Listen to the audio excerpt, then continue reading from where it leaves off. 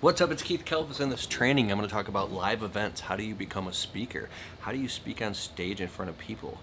As an author, as an expert, how do you get people to not only pay you to speak on stage, but to even pay for your plane ticket, buy your hotel room, and fly you and your family across the country so you can be presented and speak on stage? And how do you quantify? How do you leverage that with technology to make you even position as more of an expert? And how do you profit from that? Oh, dude, this is going to be amazing. Good. Okay, I've spoken on stages all over the country. It's been my dream since I was a young kid to be a public speaker. I don't know why, but it's just, I love sharing my message with the world. I've been flown all over the country. I've spent my own hard-earned money flying and speaking, and it's expensive and it adds up really quick, but I think in the beginning you kind of have to do it. If you want to get out there a little bit sooner, you got to spend your own money. But the really, really cool part is the biggest leverage you can have if you want to be positioned as an authority in your respective field is not only being seen and heard speaking on a stage live in front of an audience, but people seeing a video and pictures of you or audio of you speaking on stage in front of an audience. Imagine somebody goes and they see a video of you speaking on stage in front of an audience. Every single time I speak in front of an audience, I don't care if you have to borrow video cameras from somebody else or pay a videographer or have someone videotape you. I bring 3 tripods in my suitcase on the plane with 3 cameras, preferably camcorders, because they can record for hours and hours until the camera chip fills up. If you use a DSLR camera or a cell phone, the battery could die or it could run out of space or something. You don't want to deal with that. It doesn't really look cool when you're going around setting up your own cameras, but I've done it multiple times because you just edit that part out of the video. But if you can even have a friend or anybody that can videotape you, bring tripods, go to Best Buy, whatever you do, Craigslist, eBay, I don't care, and buy 3 video cameras, and you want to get fully charged batteries and SD chips and set them up. Even if it's just one camera, it doesn't matter. Even if you get a phone on airplane mode with the audio recorder, or you get the little Rode Smart Lav Plus and you plug it in to your phone, or you get a little live body pack or something, you have to record and document you speaking. I'm going to talk about how to do this and how you can get these speaking engagements and how you can throw your own live events, but I'm just really stuck on this point.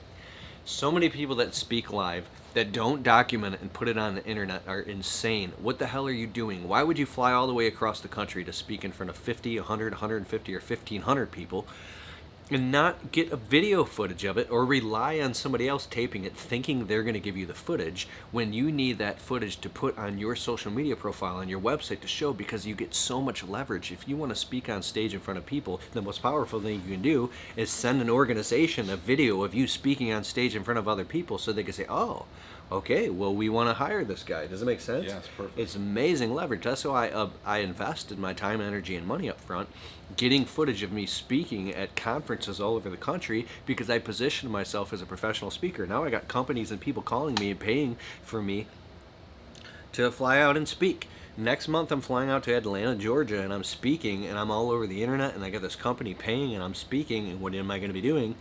Now I'm investing in some really good cameras. Sony A6400s with professional lenses.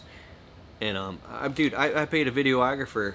I got a good deal, like $4,000. My next live event, I'm paying $10,000 for a videographer to record with 4 high-quality professional 4K cameras and like crazy shit.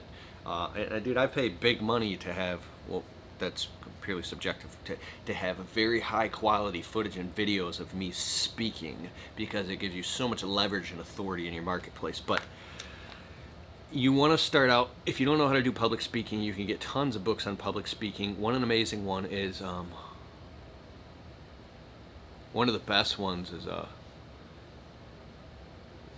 the stage book, the steal the stage, take the stage. Michael. Oh God, it's been so long. I've taken some. Here's another good one. The World's Greatest Speaker Training by Brennan Burchard. Oh my God, it's amazing. It's like $2,000, but it's insanely amazing program. Steal the Stage. Michael Port. Look up Michael Port. You're gonna love this guy. Michael Port has it's something the stage. He has a whole audiobook on this. Public speaking. You can learn public speaking by looking up your local Toastmasters. You can go to Toastmasters.com, and they're all over in your city, usually at the city center, and you can go on Saturdays and take public speaking training. You can practice public speaking by speaking on YouTube videos and podcasts. But if you want to get into public speaking and eventually start throwing your own live events, you literally have to just pull the trigger and do it. This is how you do it. Start speaking at funerals, at birthday parties, at events, at weddings, and start electing to speak, if you can, in front of audiences and get comfortable forcing yourself to speak. Then start asking if you can be a guest speaker on a topic or do presentations at industry events. You can join your local small business association, SBA, and you can speak. You can do like this spring I spoke at my Chamber of Commerce. Is great, standing up and speaking in front of people at their annual marketing summit. I literally went and spoke in front of like 160 people as a professional marketer, and I had it all videotaped. And now I'm leveraging and putting that online. But just literally you get into it and you make a list and you start contacting people and getting yourself to speak. And the more you do it, and make sure you videotape and document it every time, then it gets bigger and bigger and bigger and bigger. Does that make sense? Mm-hmm. So you want to contact local groups, preferably in-state. You can start speaking at small business summits and conferences and events and like medical marijuana doctors associations. Mm-hmm. And then ask if you can, and if you can, take a little video camera with you, set it up in the room. If you can get a lavalier mic or a wireless kit like a Rode SmartLav, Rode SmartLink it's called, or a Sennheiser, they get kind of expensive, or a shotgun microphone. As long as you get it, it doesn't have to be high quality, and then you can put that up on your blog. You can literally take your speech, if you have a little lavalier mic or a recorder. I mean, you could just stand the whole time like this with your phone, put it on airplane mode, or a little mini recorder, and then put that on your podcast. They'll be able to hear people in the room, they'll be able to hear the echo, and they'll, wow, you really spoke live. It's a live. There's so much stuff going on at these amazing events that they're not recording these. People are so old school. That could be, here's the thing that pisses me off. You think you're cool because you spoke in front of 50 people? Oh yeah?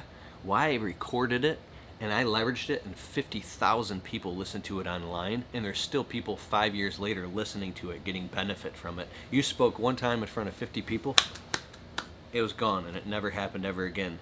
Mine is echoing out into eternity, being listened to and valued. And how selfish of you not to record this and share this knowledge with the world. This is so amazing, right? So if you want to learn how to do public speaking, look up World's Greatest Speaker Training, and look up anything by public speaking and just dive into that world on audible.com, and then you can learn all about it. What I do is I take Google Docs.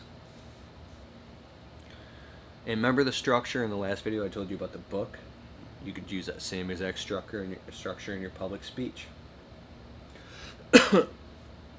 Or Evernote app, and you start typing notes before your speech. Now, the biggest mistake public speakers make is winging it. They'll spend all this time preparing their speech, and then right before they go on stage, they go, I'm gonna wing it. They do that, and then they end up like, bombing, right? And you have to do like a bunch of speeches before you get good at it. But stick to the script. Even if you have to look at notes in front of everybody, stick to the script. Deliver value. Be very cognizant of the time. If you have 30 minutes to speak, you better get your ass off that stage and wrap up and Q&A and everything in 30 minutes, because somebody else is waiting to speak. And if you keep going and going and going, and you're going to disrespect everybody there, especially the coordinators, they're probably not going to invite you back, right? And then if you didn't deliver all the value, so you have to practice the thing in front of the mirror. You have to really get prepared. The best time to start preparing for a speech is like 3 months out. Crunch time is 6 weeks out. 6 weeks out, you should already have your entire speech done, according to Michael Port, and you need to be in front of the mirror practicing it, the pacing and the timing, the deliverability, the Q&A, and getting it all out. And the worst time to prepare for a speech is like a week before or the night before, or putting it off and procrastinating because you're afraid. That's crazy. Like, you should be all over your speech immediately and modifying it, and then you can say the same speech over and over and over and keep modifying it, right? That's your core message.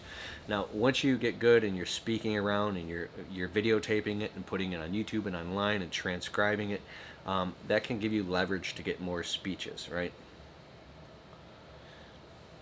The next thing is your own live event. Okay, so my live event last year was 75 people. It sold out at $197 per ticket. I did 11,500 in ticket sales in 6 weeks. I had professionals come out and speak at my event. We had food catered in. I mean, it was an amazing thing. If you want to throw your own live event, you literally just have to pull the trigger, set a date, and do it. With live events, same thing. You want to plan your live event at least 4 months out. Planning a live event is a lot of work, right?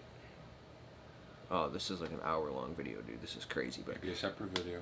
Yeah, I'm just going to make it as quick and put it in a nutshell.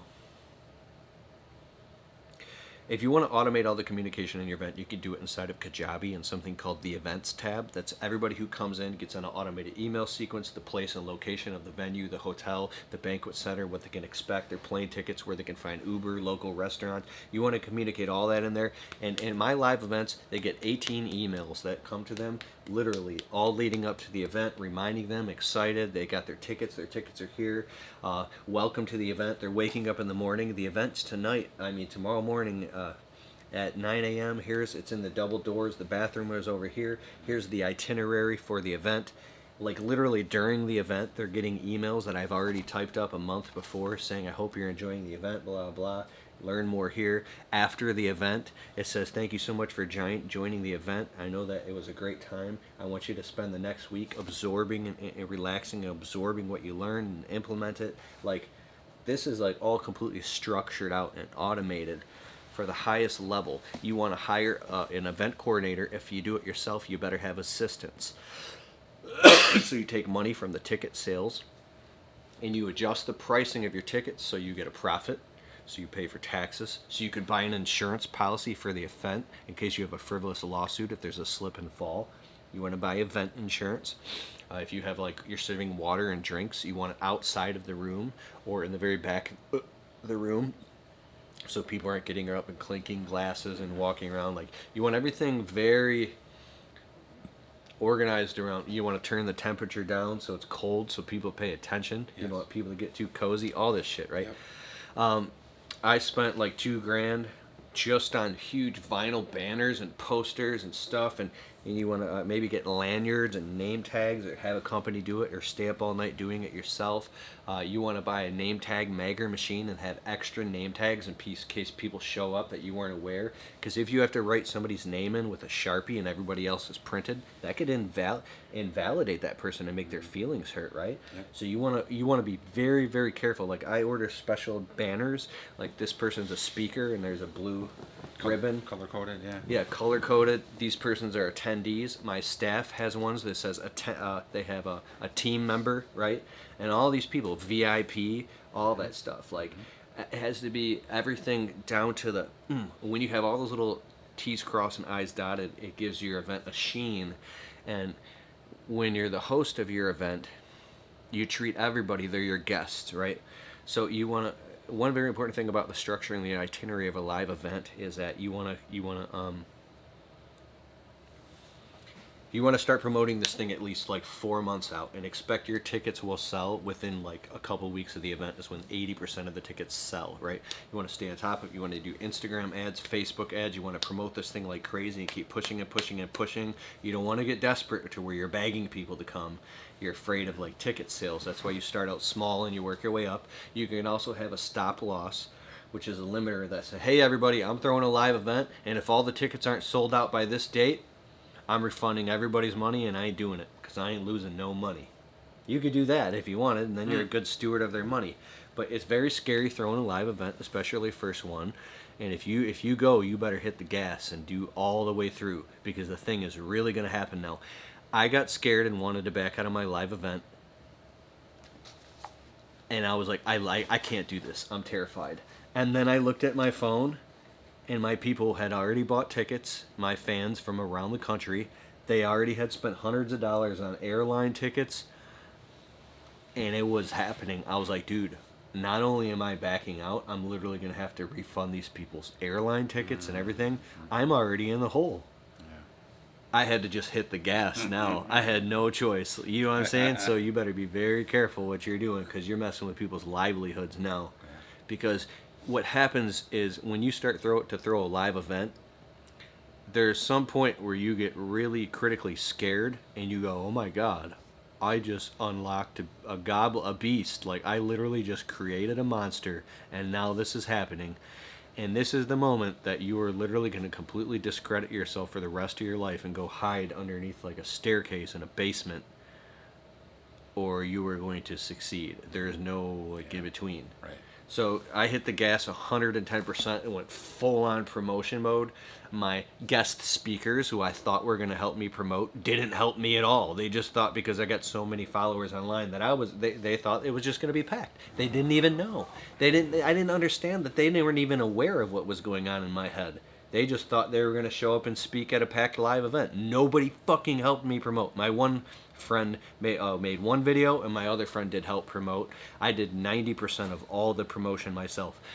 Every day after work, working 10, 12 hours a day, I was up till 2, 3 o'clock in the morning promoting and making videos non-stop for 7 weeks straight. I didn't sleep. By the morning of the event, I was running on E in a suit and tie. I had to put makeup under my eyes to hide the bags. And then, like, I had assistants. We had food being delivered. People were in the hotels. It was packed. I was like, I can't even believe this is happening. We were there the whole day before, setting up banners and tripods and lights and videographers and people showing up, and it was packed. My wife and the assistants, we had a registration table. People lined up signing 4-page media release form contracts to take videography pictures. We had contracts releasing liability in case of injury. Like, all this was very organized. And then one of my assistants was racing because he was late to get the food and the coffee in the morning, and he got a ticket and got pulled over and was an hour late. So everything domino affected. My wife was like, couldn't even set up the table, so was calling me, having a panic attack, and I'm putting on my suit and tie, like trying to get there. She's like, I'm telling you, my industry event was a lot of contractors.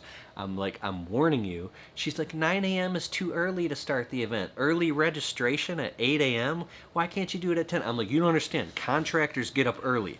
These motherfuckers are crazy. They're going to be out at 7 a.m. pacing around with coffee looking for something to do. I'm like, trust me. And she didn't believe me. But, so, I mean, luckily, and they were. The registration table was flooded. I hired my wife, my sister-in-law, my mother-in-law, the 3 women that drive me the most fucking crazy in my life, and the 3 women that I trust the most to get shit done. They're A-types. That's why I married into